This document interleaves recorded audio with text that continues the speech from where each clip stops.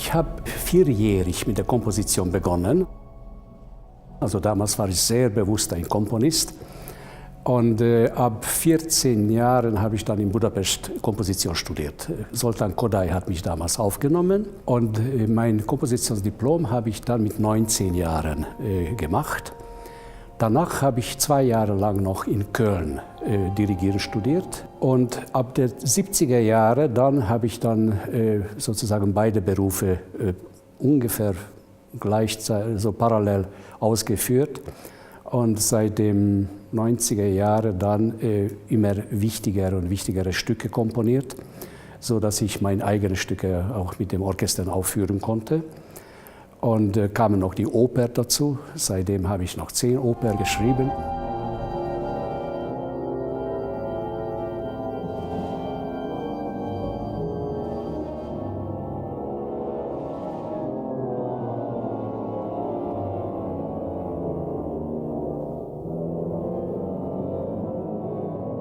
Die Idee, eine solche Musik wie das Multiversum zu schreiben, ist nicht ganz neu. Ich habe zum ersten Mal 1961 bei dem Flug von Gagarin ein Klavierstück geschrieben. Das war mein Opus 1, ich war 17 Jahre alt.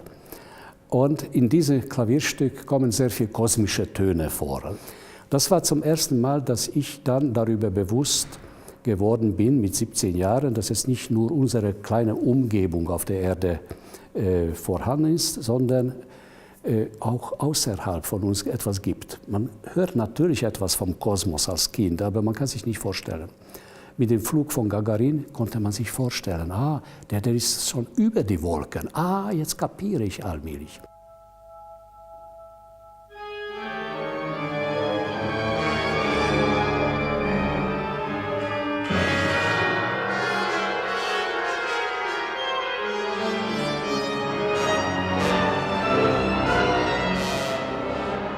In die Musik zu übersetzen heißt, dass ich verschiedene Gruppen nebeneinander stellen kann, die eventuell unterschiedliche Klänge haben. Und deswegen habe ich die Besetzung von dem Multiversum-Stück so komponiert, dass ich 2 Orgeln nehme. Und dazu habe ich noch ein Hammond-Orgel genommen. Und meine Vorstellung war, mit den beiden Orgeln so einen Klangkosmos zu kreieren, in dem der eingebaute Orgelklang normalerweise von vorne kommt. Und der Hammond wird mit Mikrofonen abgenommen und im Saal zurückgegeben, nicht wegen Lautstärke, nicht, dass es lauter ist, sondern damit es den Saal räumlich ausfüllt. Und dann kommt noch ein Orchester in Gruppen verteilt. Hier sind die Holzbläser, hier sind die Streicher. Alle Schlagzeuger sind in breiter Aufstellung und die Blechbläser auch in breiter Aufstellung. Und das entspricht so grosso modo einer multiversale Klang, sodass aus verschiedenen Ecken verschiedene Ereignisse entstehen.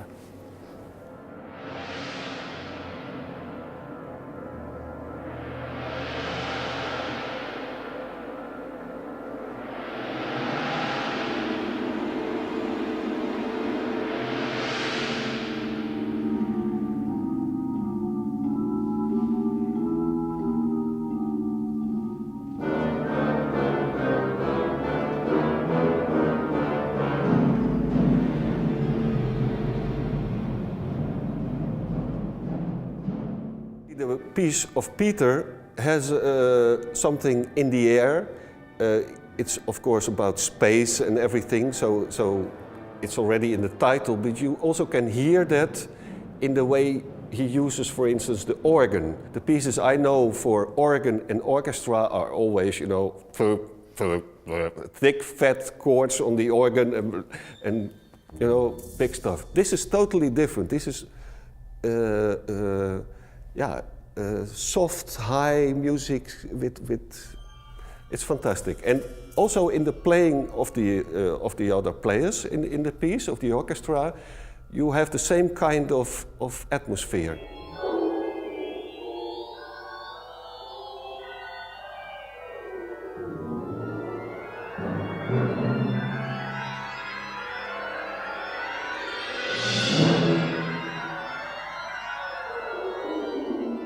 Ich bin erstmal sehr, sehr, sehr dankbar dass noch ein Werk für Orgel und Orchester entstanden ist. Und das ist für mich schon allein ein großes Geschenk, rein persönlich und ich glaube für ganze Orgelzunft auch.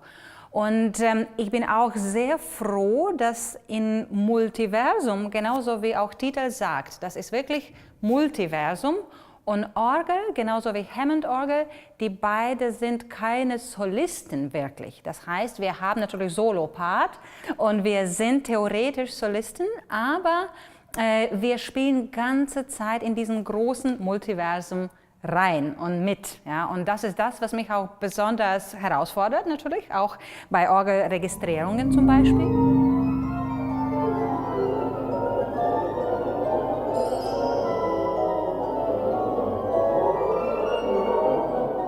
Für mich, sein Werk ist wirklich ein Werk, was im guten Sinne dieses Wortes kein Anfang und kein Ende hat. Kompositionell natürlich und dramaturgisch auch natürlich. Und das beginnt mit fantastischen Zitat aus Johann Sebastian Bachs Toccata D-Moll, was jeder kennt. Aber gleichzeitig, das kommt auch von oben nach unten und genauso fließt und fliegt dann auch weg. Das ist ein bisschen so, dass man wirklich auch als Musiker und Zuhörer ein bisschen so dieses Schwerlosigkeitsgefühl haben sollte.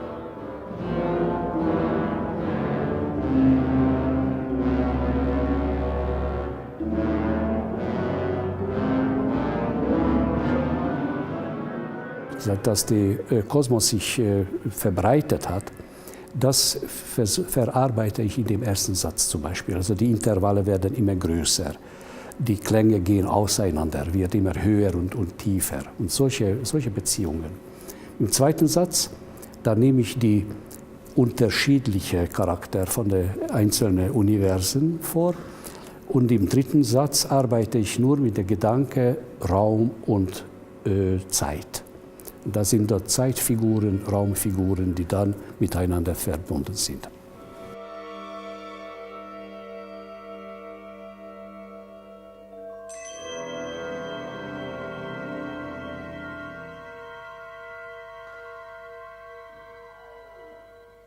Ich glaube, das wird ganz fantastisch in großen Raum, runden Raum von Elbphilharmonie passen, weil nämlich Hammond-Orgel wird auf der Bühne positioniert, aber sein Klang wird von wo ganz anders kommen und von Gegenüberseite von Orgelpfeifen. Das heißt, wir werden wieder so ein kosmisches Spektrum da erzeugen und wir werden wirklich so wie zwei Satelliten, ja, von beiden Seiten, wir werden so fliegen und da beim Dirigentenpult uns treffen.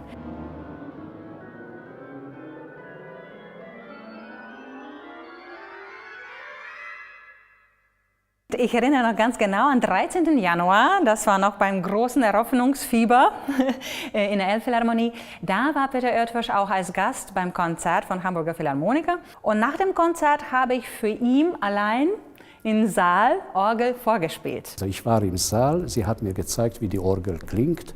Ach, das ist berauschend, das ist unfassbar.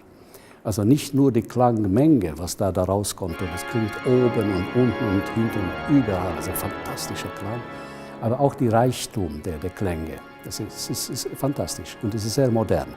Und tatsächlich, das war seine Inspirationsquelle. Ich merke das vor allem in Partitur, wenn ich das sehe, eine Orgelstimme, ich merke das von Registrierung, Anweisungen, weil die gibt er. Und das steht auch nicht oft in der Orgelliteratur. Oft Komponisten schreiben nur so Mezzo, Forte, Piano, so generelle Anweisungen. Aber in diesem Fall, der hat tatsächlich sehr, sehr, sehr aufgepasst, weil bestimmte Töne, bestimmte Vibrationen, bestimmte Obertöne, was der dann in Hamburger Elbphilharmonie gehört hat, wollte der auch so transkribieren und mitnehmen, auch in seine Partitur. Und das merkt man dann schon.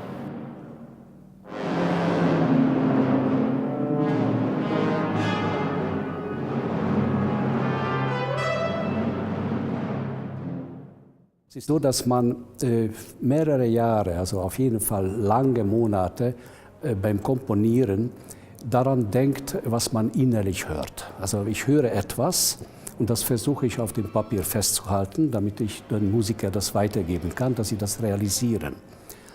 Und dieser Prozess ist etwas, was man sich vorstellt. Dann komme ich zu der ersten Probe und dann treffe ich die Realität. Also dann kommt ein Klang mir gegenüber, was ich dann damit vergleichen muss, was ich vorher gedacht habe. Jetzt kommt noch dazu, dass ich das Ganze leiten muss. Die Musiker sehen die Noten zum ersten Mal, ich höre das zum ersten Mal. Mein Gehirn arbeitet eher wie der Komponist, also der möchte ständig Beweise haben, das, was ich gedacht habe. Das, siehst du, das klingt so toll, das ist furchtbar, das klingt gar nicht so, wie ich dachte. Und währenddessen muss meine Hand sich bewegen, damit die Musiker mitkommen. Also diese Doppelaufgabe in der ersten Moment, in der ersten Probe, ist sehr schwer. From 39 is the same. Also keep this tenuto, long tenuto. Because I thought this effect would be nice to the this space play. It's not the same. Yeah, it's a little bit slower. Okay. Iveta, give me please these two bars. Alone, just you.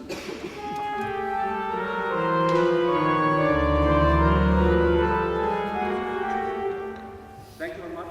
Tutti, 93. Ab der zweiten Probe dann bewegen wir uns in dem Bereich des Musizierens, also ab da bin ich eher Dirigent. Heute waren wir schon so weit, dass ich den Musikern auch sehr konkrete Stellen korrigieren konnte und einstellen konnte.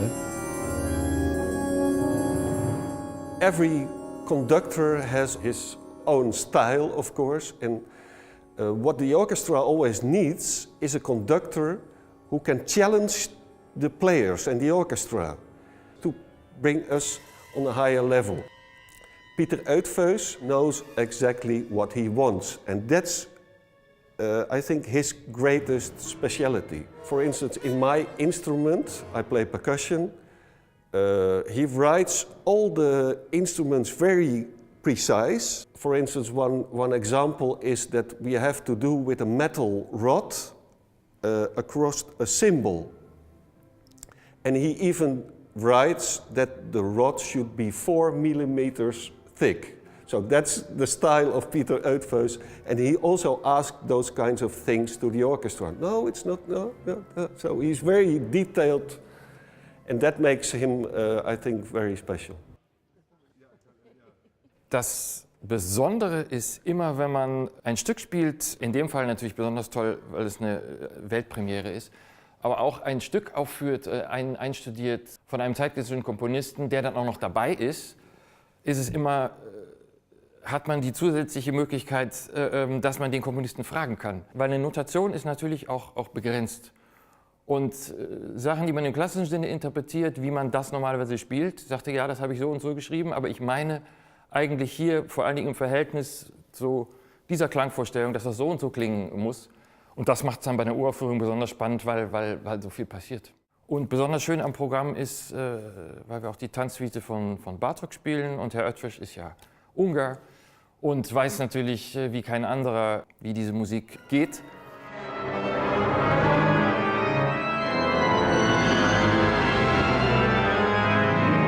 Dadurch, dass dieses Orchester sehr erfahren ist, also sehr schnell zum Ergebnis kommt, weil sie haben die Intelligenz und die Erfahrung und die Größenordnung, etwas aus den Noten herauslesen zu können. Also die spielen nicht nur Tonhöhen und Rhythmen, sondern sie spielen den Sinn der Sache.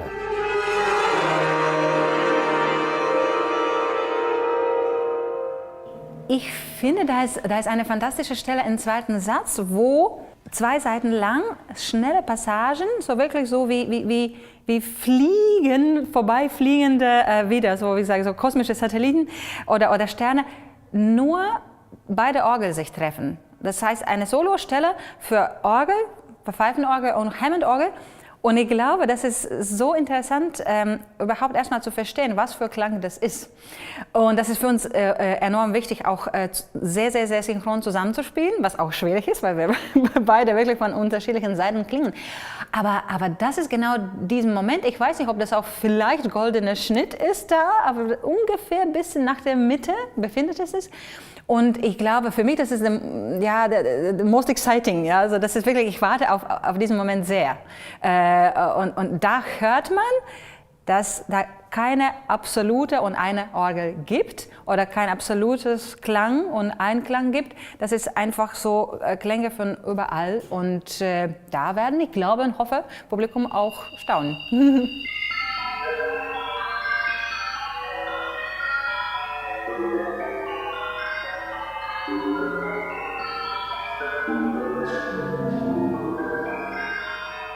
And a very nice effect is what he uses as the end of all the three movements.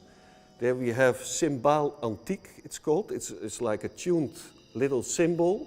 And the three of us play in the air again.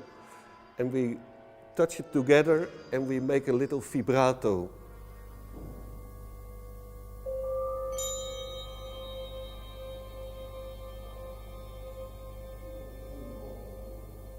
Ich bin einfach sehr, sehr, sehr glücklich im Moment, natürlich sehr aufgeregt, weil wir wissen noch nicht, wie das in Welturaufführungsstadt Hamburg klingen wird. Das werden wir nur am Konzerttag erfahren.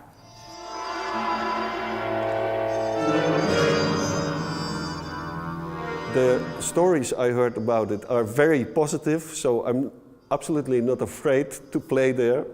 It's special for us because it's a world premiere in Hamburg. Normally when we play new music, we play of course at home first and sometimes we tour afterwards.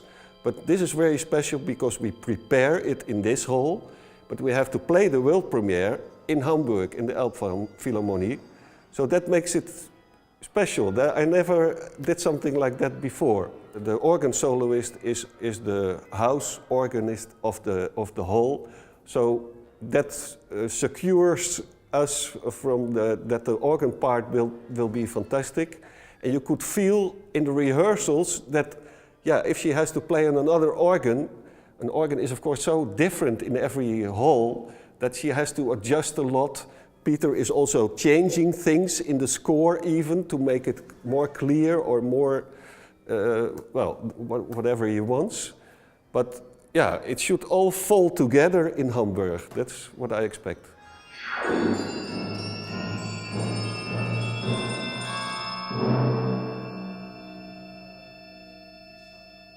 Wenn ich als Komponist zufrieden bin mit dem Resultat, was ich gemacht habe, dann bin ich, eigentlich später bin ich nur noch Dirigent.